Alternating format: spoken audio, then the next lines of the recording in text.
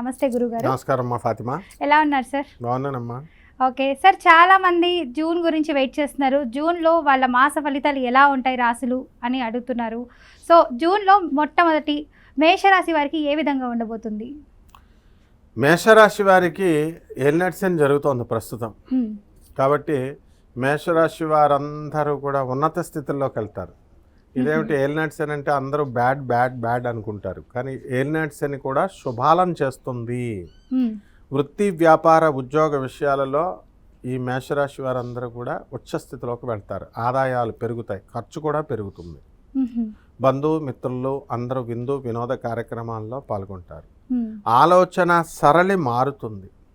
మేషరాశి వారు విదేశాలకు వెళ్తారు. చాలామంది ప్రైవేట్ ఉద్యోగస్తులు సాఫ్ట్వేర్ వాళ్ళే కాకుండా అన్ని వర్గాల వారు కూడా వీళ్ళు ఏమని కోరుకుంటున్నారు, విదేశాలకు వెళ్తే బాగుండేమో అని అనుకుంటున్నారు. అవును గురుగారు. అటువంటి వాళ్ళ కలలు నెరవేరుతాయి. ఆల్రెడీ మేషరాశి వాళ్ళు ఇప్పటికే ఫారెన్ వెళ్ళిపోయారు. అలాగే కాకపోతే ఈ యొక్క ఏలినాటి శని ప్రభావం వలన ఎన్ని లాభాలు వచ్చినా, ఆరోగ్యం ఎంత బాగున్నా కూడా ఏదో వెలితి, ఏదో కొరత అన్నట్టు ఉంటుందన్నమాట. జీతాలు వచ్చిన వాడు అప్పులు అంటాడు, జీతం ఉద్యోగం లేనివాడు అప్పులు అంటాడు. ఆ విధంగా ఏదో ఒకటి వెలితి కిందే చెప్పుకుంటారు. అయితే ఈ యొక్క మేషరాశి వాళ్ళకి అత్తగారులతో తర్వాత మామగారులతో ఇంతవరకు కూడా వాళ్ళు కలిసి ఉన్నటువంటి వాళ్ళు, లేకపోతే వాళ్ళ ఆధిపత్యం మా మీద ఎక్కువ ఉందని అనుకున్నటువంటి కోడళ్ళు, వీళ్ళంతా కూడా కాస్త ఇప్పుడు రిలీఫ్ పొందుతారు. వీళ్ళదే పై చేయి కింద అనిపిస్తూ ఉంటుంది. బుర్ర క్రాక్గా ఉంటే ఏమవుతుంది, అందరినీ తిడతారు. వీళ్ళదే ఆధిపత్యం, అందరినీ తిట్టిపడేస్తూ ఉంటారు భర్త అందరినీ కూడా. అలాగే ఈ యొక్క జూన్ నెలలో మనం గురుడు మిథున రాశి కర్కాటక రాశి సంచారాలు అనేటటువంటివి ఈ సంవత్సరం అంతా చేస్తారు. ముఖ్యంగా ఈ జూన్ నెలలో మిథున రాశిలో ఉన్నాడు గురుడు. కాబట్టి ధన ఆదాయం విపరీతంగా పెరుగుతుంది. తర్వాత చిట్ ఫండ్స్ వ్యాపారము, వడ్డీ వ్యాపారాలు, స్వీట్ షాపులు, ఇలాంటి వ్యాపారాలన్నీ కూడా ముందంజలో ఉంటాయి. రాజకీయ నాయకులను కనుక మనం తీసుకున్నట్లయితే మే 18 తర్వాత రాహువు మీనరాశి నుంచి కుంభరాశి ప్రవేశం చేశాడు. అందువలన రాజకీయ నాయకులకి కొత్త కొత్త పదవులు వస్తాయి. డైరెక్ట్గా మినిస్టర్లు ఇలాంటి పెద్ద పదవులు కాకపోయినా పార్టీలో అధ్యక్ష పదవులు వీళ్ళు వాళ్ళు అలా వస్తాయి.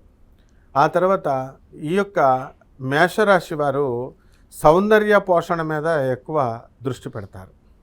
అయితే ఏలినాటి శని ప్రభావం కాబట్టి ఇప్పుడు అన్ని ఫీజులు కట్టడమే, పరీక్షలు కట్టడమే, పరీక్షలు రాయలేకపోవడం, జిమ్కి ఫీజులు కట్టడమే, జిమ్కి టైంకి వెళ్ళలేకపోవడం, ఇలా జుంబోలు, ఇవన్నీ కూడా అంటే అనవసరమైన ఖర్చులు.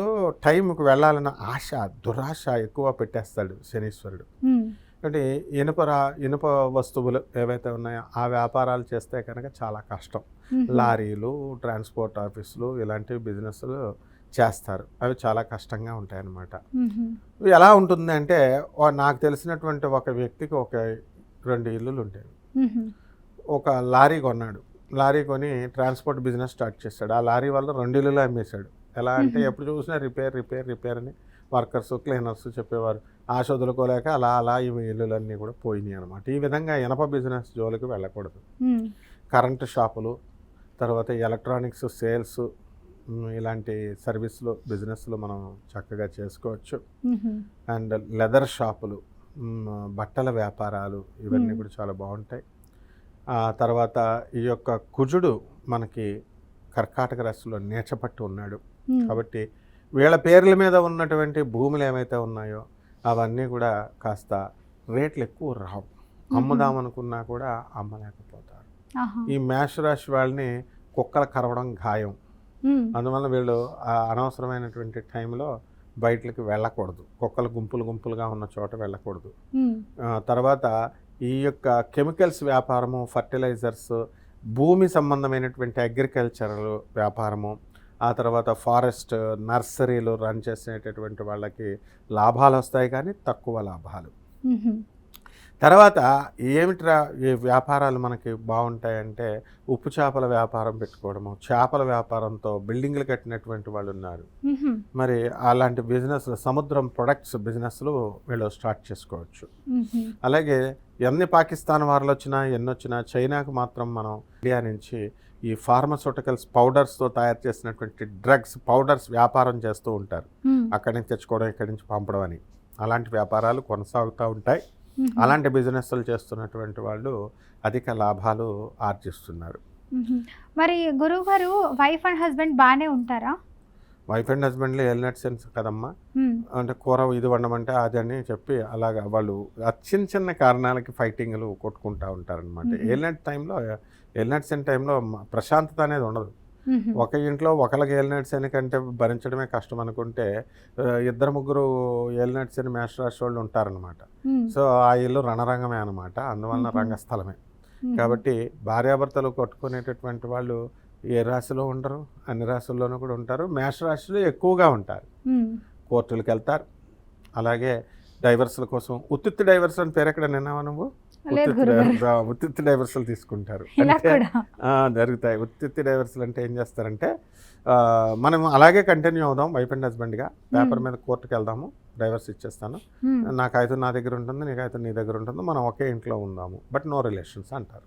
ఇదే ఉత్తుత్తి డైవర్స్. మరి ఇలాంటి ప్రాబ్లమ్స్ ఫేస్ చేస్తున్న వారికి ఎలాంటి పరిహారాలు చేసుకుంటే మంచిది అంటారు గురుగారు? ఎల్నెట్ శని కదా, శని జపం చేసుకోవాలా, శని స్తోత్రాలు చదవాలా, శనికి కిలోంపావు నల్ల నువ్వుల్ని నల్లని వస్త్రాన్ని పేద బ్రాహ్మణులకి శనివారం నాడు ఉదయం 8 గంటలకు దానం చేసుకోవాలా.